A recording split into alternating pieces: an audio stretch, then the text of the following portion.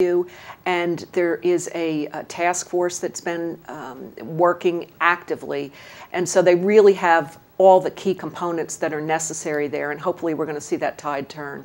We have the Mental Health Association of Monmouth County has been very active with them as well. In your studies, what's the reason for all this? You know, there isn't one particular reason, and this is something that I think as an older person and as adults, we look at this and say, you know, how could young people feel so hopeless and helpless that they feel that ending their life is the answer? I don't know what the answer is. I know that there are a number of issues.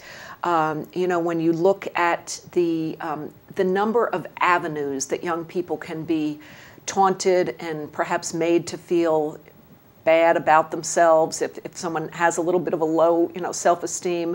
You know, when you look at all the social media and the online cyberbullying, you know, there's not one particular answer, but it's as a society, we really need to take a look at what our children are being exposed to, and we need to give them a sense that they are not alone, that they are part of a community that cares for them, their family unit that cares for them, and the schools in Monmouth County in particular, I know, have done a wonderful job as well as reaching out to kids. Mm-hmm.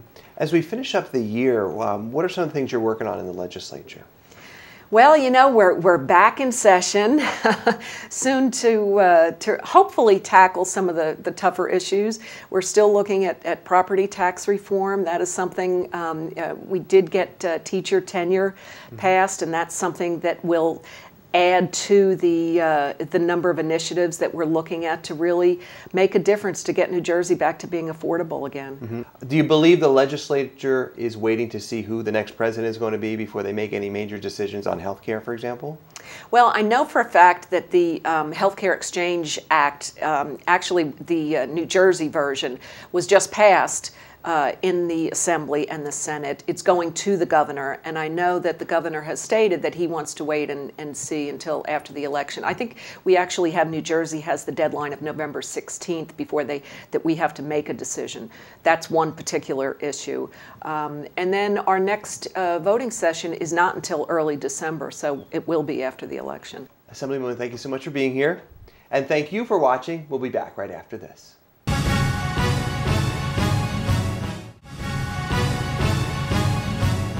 Welcome back to Let's Talk. I have Michael Williams here from Thomas Edison State College. Thank you so much for being here. Pleasure to be here. You're an Associate Dean of the MBA program? Right, the Associate Dean of the MBA program in the School of Business and Technology at Thomas Edison State College. Let our viewers know who Thomas Edison State College is. It's really easy. Thomas Edison State College is the second largest college in New Jersey, and it's the only college focused on adult learners. Now, I know you're in charge of what, the MBA program. Tell me about that.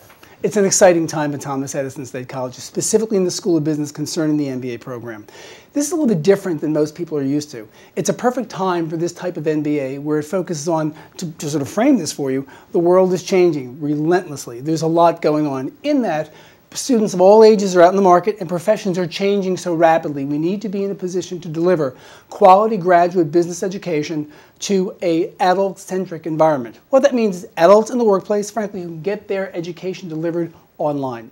The School of Business and Thomas Edison specifically delivers adult-centric online education to, I'll say, adults who are frankly self-driven to get that education. So the MBA now is a perfect time in a changing world to provide the knowledge, competencies, and skills for business professionals to move ahead. It sounds like you make this opportunity convenient. Tell me about the convenience of Thomas Edison State College. Well, it's a great point, Gary, because the convenience aspect is only one aspect in terms of delivering education to where people are asynchronously. It goes to them, they can engage in the work of academia as well as business as they wish. However, not only is it a matter of convenience, it's a matter of flexibility. People are on 24/7 schedules all over the world.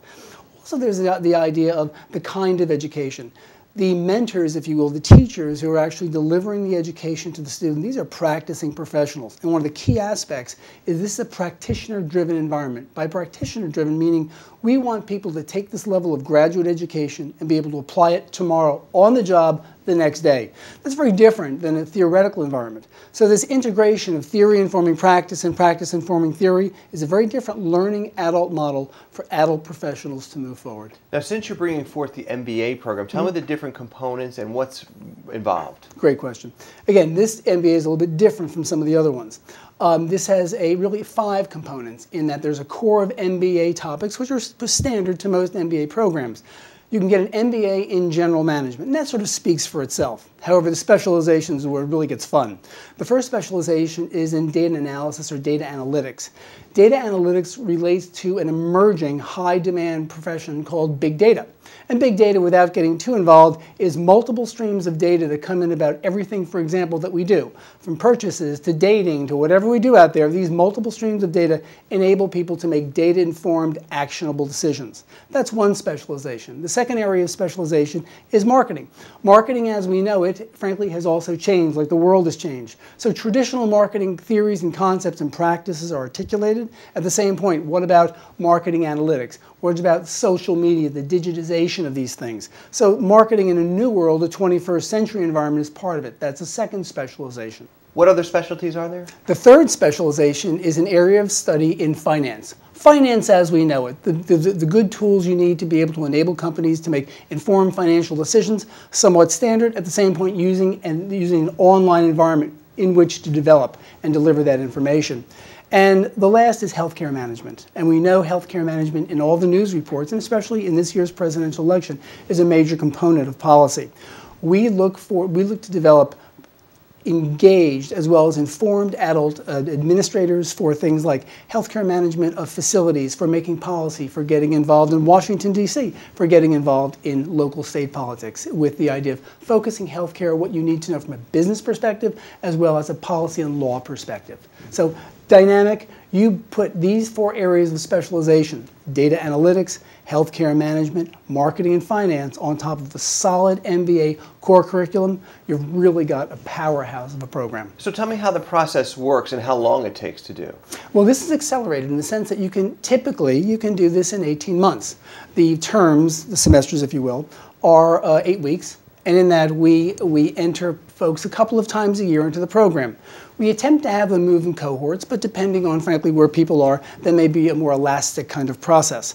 So they get involved, they go on to the website, the same way you may go on to another college's website. You fill out the various applications you need to get in. With that, there's an application, letters of recommendation, transcripts, these kind of standard processes. And then, frankly, it comes directly to me. Unlike some schools that may go to admissions folks, which are critical in the process, I'm making the decision. So in that, I have a team of people who work with me, who make informed decisions about people's ability to be successful in this kind of learning environment. And what are you looking for with those applications? It's a great question because I see an arc of different people come. And these are people who are 2 and 3 years out of undergraduate work, who have a couple of years of experience. We have people who are mid-career professionals and people, frankly, who may be at the latter side of their career. We're looking for folks who are adult, in the sense they are self-directed learners. They're in a position they can manage their affairs that way educationally. At the same point, they bring a degree of experience and depth in their profession to understand what they're doing and how to do it. And we find after that, the types of businesses, Gary, they come from can be almost anywhere. And that's part of the richness and the diversity of the program. What are some of the core courses, the course titles that someone would need to take to get their MBA? Well, for example, you'd be taking courses in marketing management, finance, these kinds of courses, which we all know. With that in mind, some of the specialization course, you'd have courses in predictive analytics, very exciting in terms of data management. Healthcare finance, healthcare law, marketing management, these kinds of things where some of the newer titles may be out of the realm of some people saying, I didn't know you could do that. We have a course in social media. We're on social media all day. What if you had the course around that not only told you how to use it, but also how to use it in business? Very dynamic. What about accounting? Is that a part of all this as well? Accounting is one of the prerequisite courses that you have. So for example, to enter the MBA program, there are 3 prerequisites you have, and one is in statistics, one is in financial analysis or accounting, if you will, and the other is in microeconomics. These are courses that many people bring to us and or can transfer in. That's part of the beauty of Thomas Edison State College, that transferability. Many people will take them for their first time. So when we talk about your question about admissions, depending on what components people bring to the admissions table, I look at the diversity and be able to position what kind of rich environment can we create. What if they don't have any accounting and they'd have to take it through Thomas Edison, or they could take it at their county college? They can take it in a variety of ways. To your point, at county college, absolutely through Thomas Edison to get used to induct them, if you will, into the system and get them used to how it works. So it can be done in a variety of ways. And when I counsel and work with prospective students who come in, I talk about their options with them. How many students do you currently have enrolled in the program at Thomas Edison? Well, it's brand new. So with this in mind, we're in the double digits now. We're coming into actually taking the first cohort in that we look to this to really branch out. But it's early to say where it is in terms of enrollments, but we're doing really quite well. And the next interview, we'll talk more about that. Could you give our viewers, we only have about a minute left, some background about Thomas Edison State College and how other people may be interested in getting involved? Thomas Edison is one of the most unique colleges in America, inasmuch as it focuses on adult self-directed learners, is one portion that, frankly, oftentimes people come to understand that Thomas Edison has that specialization, and that's why they continue to refer their family and friends to us.